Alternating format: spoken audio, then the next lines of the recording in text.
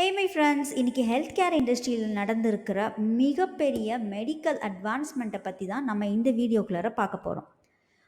ஒரு ஹார்ட் டிரான்ஸ்பிளான்ட்டோ இல்லை ஒரு ஆர்கன் டிரான்ஸ்பிளான்ட் நடந்தவங்களுடைய உடம்புக்குள்ளார என்ன நடந்துட்டு இருக்குது அப்படின்றத கண்டுபிடிக்க உதவுறதுக்கும், ஒரு ப்ரீமெச்சூர் பேபி ஃபார் எக்ஸாம்பிள் 24, 25, 26 வீக்ஸில் பிறந்த குழந்தையோட லங்ஸ்குள்ளாரையும் அதோடைய வயிற்றுக்குள்ளாரையும் என்ன நடந்துட்டு இருக்குது அப்படிங்கிறத தெரிஞ்சுக்கிறதுக்கும், ஒரு ஹெரண்யா மாதிரி சர்ஜரி நடந்தவங்களுக்கு வயிற்றுக்குள்ளார ப்ளீட் ஆகுதா இல்லையா அப்படிங்கிறத தெரிஞ்சுக்கிறதுக்கும் ஒரு குட்டி சிப் ஹெல்ப் பண்ணுது. அந்த சிப்போட அட்வான்ஸ்மெண்ட் அண்ட் யூசஸை பற்றி தான் நம்ம இந்த வீடியோக்குள்ளார பார்க்கலாம் வாங்க.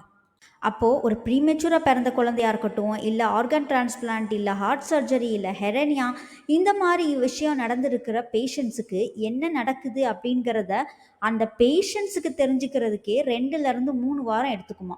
அதுக்கப்புறமா அவங்க டாக்டர்ஸ்கிட்ட போய் இது கண்டுபிடிச்சி அதை ரெக்கவர் பண்ணுறதுக்கு எவ்வளோ கஷ்டம். ஸோ இது எல்லாத்தையுமே ஈஸியாக ஸ்ட்ரீம்லைன் பண்ணுறதுக்கு ஒரு சின்ன எலக்ட்ரானிக் சிப்பை யூஎஸில் இருக்கிற ஒரு யூனிவர்சிட்டியில் கண்டுபிடிச்சிருக்காங்க. ஸோ இது வந்து மக்களுடைய குவாலிட்டி ஆஃப் லைஃப்பை பயங்கரமாக இம்ப்ரூவ் பண்ண போகிறது மட்டும் இல்லாமல் அவங்களோட ஆயுட்காலத்தையும் கூட்டும் அப்படின்னு சொல்லி கண்டுபிடிச்சிருக்காங்க.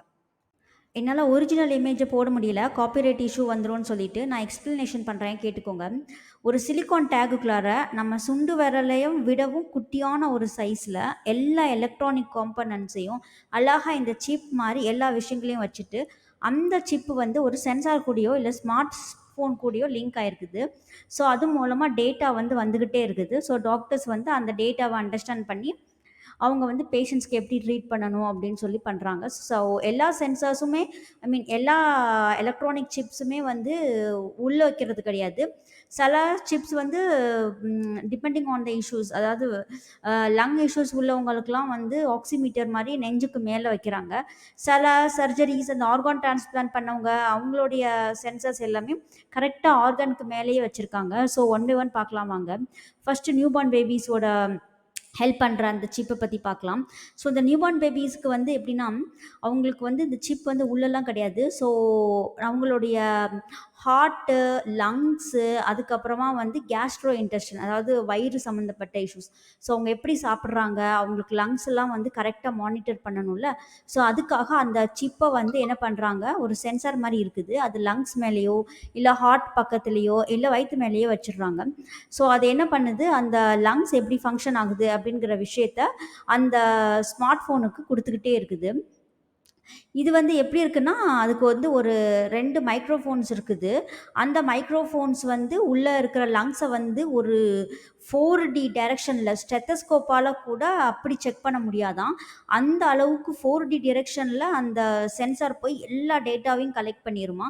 கலெக்ட் பண்ணிவிட்டு அப்படியே அந்த ஸ்மார்ட் ஃபோன் கொடுத்துரும். ஸோ டாக்டர்ஸ் வந்து அந்த என்ஐசியில் இருக்கிற கிட்ஸை வந்து ஸ்டெத்தை வச்சு அதை பார்க்குறதுக்கெலாம் எவ்வளோ கஷ்டப்படுவாங்களாம். சில நேரத்தில் வந்து ஸ்டெத்தஸ்கோப்பை விடவும் ப்ரீமெச்சூர் பேபிஸ் ரொம்ப குட்டியாக இருப்பாங்களாம். ஸோ அவங்களுக்கு இந்த சென்சர்ஸ் வந்து ரொம்பவே ஹெல்ப் பண்ணும் அப்படின்னு சொல்கிறாங்க. இப்போ பாருங்கள், 4D டைரக்ஷனில் அப்படியே கம்ப்ளீட்டாக செக் பண்ணிடுமா. செக் பண்ணி டேட்டாவை கொடுத்துருமா. ஸோ டேட்டாவை கொடுத்ததுக்கப்புறமா பேஷண்ட்ஸ் என்ன நடக்குது அப்படிங்கிறத பார்த்துக்கலாம். அது மட்டும் இல்லாமல் அவங்க வயிற்று மேலே வச்சாலே அந்த அவங்களுக்கு அந்த பால் குடிக்கிறது எல்லாமே வந்து கரெக்டாக டைஜஷன் நடக்குதா அப்படிங்கிறத, டைஜஷனில் இருக்கிற சவுண்டை கூட ரெக்கார்ட் பண்ணி டாக்டர் வந்து அண்டர்ஸ்டாண்ட் பண்ணிக்குவாங்களாம். ப்ளஸ் ஹார்ட் எப்படி பம்ப் பண்ணுது அது எல்லாமே அந்த சவுண்ட் வந்து டாக்டர்ஸ்க்கு டீகோட் பண்ணி அவங்க விஷயங்களை எல்லாத்தையுமே சொல்லிடுமா. அது மட்டும் இல்லாமல் பெரியவங்களுக்கு இந்த மாதிரி லங் இஷ்யூஸ் இருக்கும், இல்லைனா வந்து ஒரு லங் டிரான்ஸ்பிளான்ட்டோ இல்லை ஐஎல்எஸ்ஓ இல்லை இந்த மாதிரி ஃபார் எக்ஸாம்பிள் இன்ஃபெக்ஷனாக கூட இருக்கலாம், நிமோனியா மாதிரி இன்ஃபெக்ஷன், இந்த மாதிரி எந்த விதமான இஷ்யூஸ் இருந்தாலும் அவங்களுக்கு வந்து உடனே டாக்டர்கிட்ட போய் நம்ம ஸ்டெத்தஸ்கோப்பை வச்சு பார்த்தா தான் புரியும். ஃபார் எக்ஸாம்பிள் நமக்கு அந்த பேண்டமிக் டைம்லலாம் ஆக்சிமீட்டர் வச்ச உடனே நமக்கு ஆக்சிஜன் எப்படி போகுது அப்படிங்கிறது தெரியுதுல. ஸோ அதே மாதிரி வந்து அந்த பேஷண்ட்ஸ் வந்து வீட்டிலையே வச்சுக்கலாமா. அவங்களுக்கு வந்து எப்படின்னா, லங்ஸில வந்து இந்த சைட்ல இந்த 2 சைட்லயும் அந்த அப்படியே ஒட்டி விட்டுர்றாங்க எலக்ட்ரோட்ஸ் மாரி. ஸோ அது வந்து கரெக்ட்டா அந்த லங்ஸ்ல இருக்கிற சவுண்டு வீசிங் ஆகுதா? இல்ல உள்ளுக்குள்ளார ஏதாவது ம் மூச்சு விடுறதுக்கு சிரமப்படுறாங்களா? இல்ல சில பேர் வந்து சரியா தூங்க மாட்டாங்க நைட்டு. இந்த மாரி மூச்சு விடுறது திடீர்னு ஸ்லீப் அப்னியான்னு சொல்லுவாங்கல்ல, ஸ்டாப் ஆயிருமா. அந்த மாரி இஷ்யூஸ் வருதா? அது எல்லாத்தையுமே கரெக்ட்டா ரெக்கார்ட் பண்ணி டாக்டர்ஸுக்கு டேட்டாவ அனுப்பி விட்டுருமாம். இப்ப அடுத்ததா நம்ம பார்க்க போறது கேஸ்ட்ரோ இன்டெஸ்டினல் சர்ஜரி நடந்தவங்களுக்கு ஒரு சின்ன சிப் எப்படி ஹெல்ப் பண்ணுது அப்படின்ட்டு. ஸோ கேஸ்ட்ரோ இன்டெஸ்டினல் சர்ஜரிஸ்னு அவங்க சொல்கிறது வந்து இந்த ஹெரனியாவாக இருக்கலாம், இல்லை எந்த மாதிரியான சர்ஜரிஸாகவும் இருக்கலாம். ஸோ சர்ஜரி முடிஞ்சதுக்கப்புறமா என்ன நடக்கும்னா, பேஷண்ட்ஸுக்கு வந்து சில நேரத்தில் லிக்விட் வந்து கலெக்ட் ஆகிட்டே இருக்குமா, இல்லை ஏதாவது லீக்கேஜ் நடந்திருக்கும். அந்த மாதிரி நடக்கிறது சர்ஜரி முடிஞ்சதுக்கப்புறமா நடக்குமா.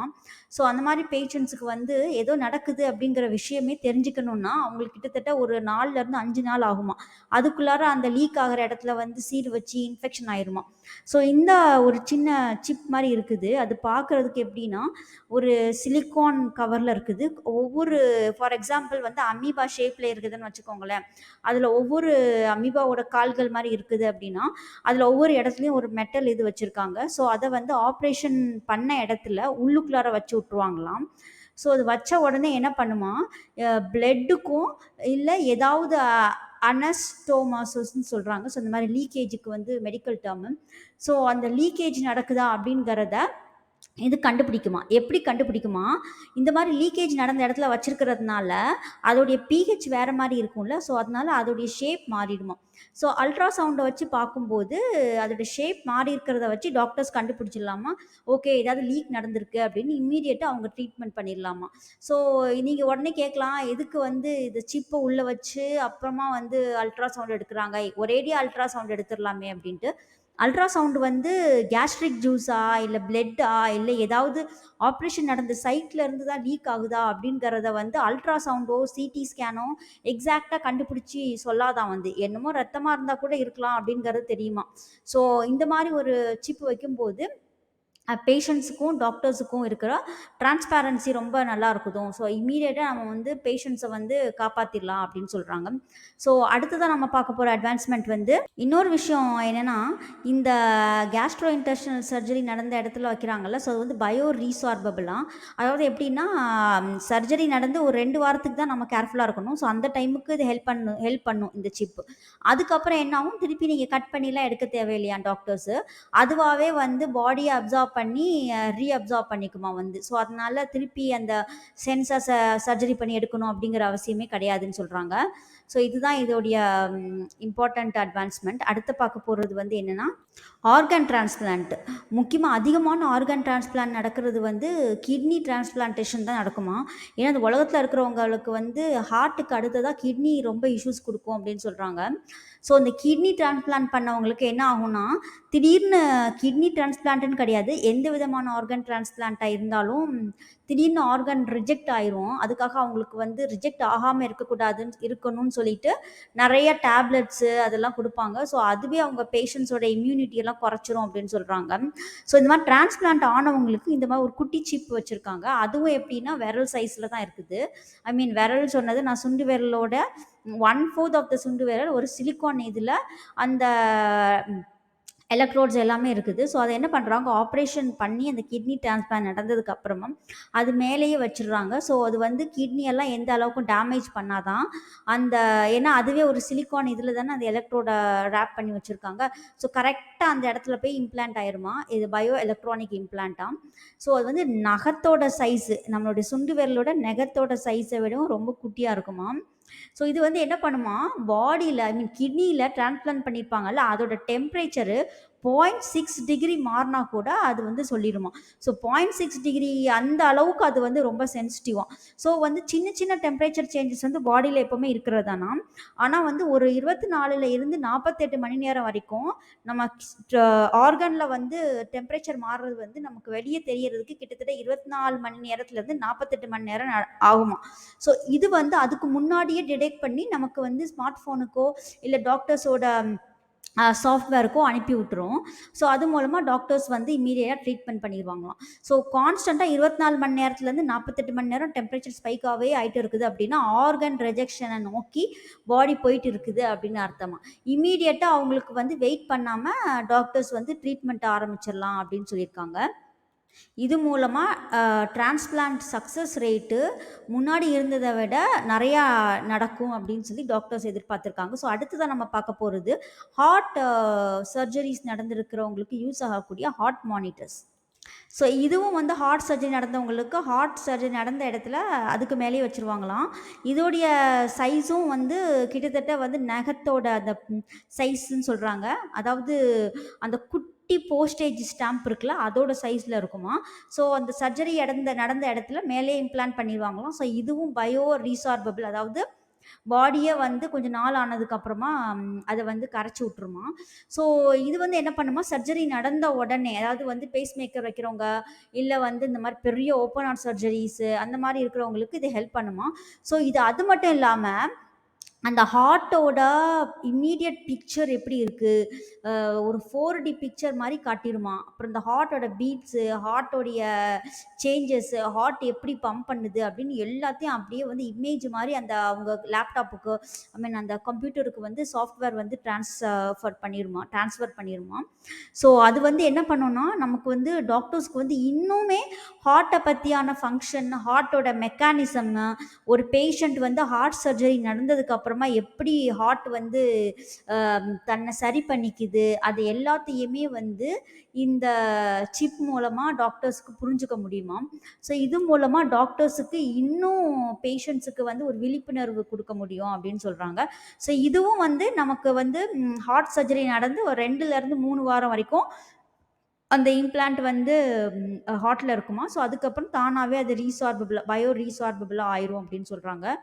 ஸோ இதுதான் இப்போதைக்கு வந்திருக்கிற 4 டெக்னாலஜிக்கல் அட்வான்ஸ்மெண்ட். இந்த அட்வான்ஸ்மெண்ட் வந்து இதுவரைக்கும் அனிமல் மாடலை வச்சு தான் பண்ணியிருக்காங்க. இன்னும் ஹியூமன்ஸுக்கு அதை பண்ணலை. ஏன்னா வந்து ஃபஸ்ட்டு அனிமல் மாடல்ஸை வச்சு சக்ஸஸ் ஆனதுனால தான் இது வந்து சயின்ஸ் ஜேர்னல்ஸில் பப்ளிஷ் ஆகிருக்கு. ஸோ சயின்ஸ் ஜேர்னல் வந்து மெடிக்கல் லெவல் ஆஃப் இதுலேயே வந்து ஹையர் கேட்டகரி. ஸோ அதில் பப்ளிஷ் ஆகிருக்கணும் அப்படின்னா உண்மையாகவே வந்து அட்வான்ஸ்மெண்ட்டுக்கு இது ரொம்பவே ஹெல்ப் பண்ண போகுது அப்படின்னு தான் அர்த்தம். கூடிய சீக்கிரத்தில் இது மார்க்கெட்டுக்கும் வந்துடும் அப்படின்னு சொல்கிறாங்க. ஸோ இது ஹெல்த் கேர் இண்டஸ்ட்ரியில் நடந்திருக்கிற மிகப்பெரிய அட்வான்ஸ்மெண்ட், இல்லை ரெவல்யூஷன் கூட சொல்லலாம். ஸோ இது வந்து நம்ம பயன்பாட்டுக்கு, மக்கள் பயன்பாட்டுக்கு வரும்போது நம்மளுடைய லைஃப் ஸ்டைல், அப்புறமா அது மட்டும் இல்லாமல் நம்மளோட குவாலிட்டி ஆஃப் லைஃபு, நம்மளுடைய வாழ்நாட்களையும் அதிகப்படுத்தக்கூடிய சக்தி இதுக்கு இருக்குது. ஸோ இன்னொரு முக்கியமான விஷயம் நான் என்ன சொல்லிக்கணும்னு நினைக்கிறேன்னா, இதை கண்டுபிடிச்சவங்க யாருமே மெடிசன் படித்தவங்க கிடையாது. எல்லாமே materials and science, electronical engineering, polymer science, nano technology and bio engineering படித்தவங்க தான். ஸோ உங்கள் பிள்ளைங்க வந்து மெடிசன் படித்து தான் சேவை செய்யணும் அப்படின்னு அர்த்தம் கிடையாது. ஸோ இந்த மாதிரி PhD in material science, engineering in electronical and communication engineering, PhD in polymer science, PhD in nano technology, bio medical engineering, so இதெல்லாம் படிக்கிறது மூலமாக கூட நம்ம குழந்தைகள் டாக்டர்ஸ் கூட, அதாவது மெடிசன் படித்த டாக்டர்ஸ் கூட கொலாபரேட் பண்ணி ஒரு மிகப்பெரிய ரெவல்யூஷனை கொண்டு வரலாம். ஸோ உங்களுடைய பிள்ளைங்களோட நாலேஜ் அண்ட் ரிசர்ச் ஸ்கில்ஸை இம்ப்ரூவ் பண்ணுறதுக்கு இந்த மாதிரி வீடியோஸை பார்க்க வைங்க. ஸோ நெக்ஸ்ட் வீக் நான் புது வீடியோட வர்றேன். அது வரைக்கும் வீடியோஸை பாருங்கள், ஷேர் பண்ணுங்கள், லைக் பண்ணுங்கள், சப்ஸ்கிரைப் பண்ணுங்கள். Thank you, bye bye.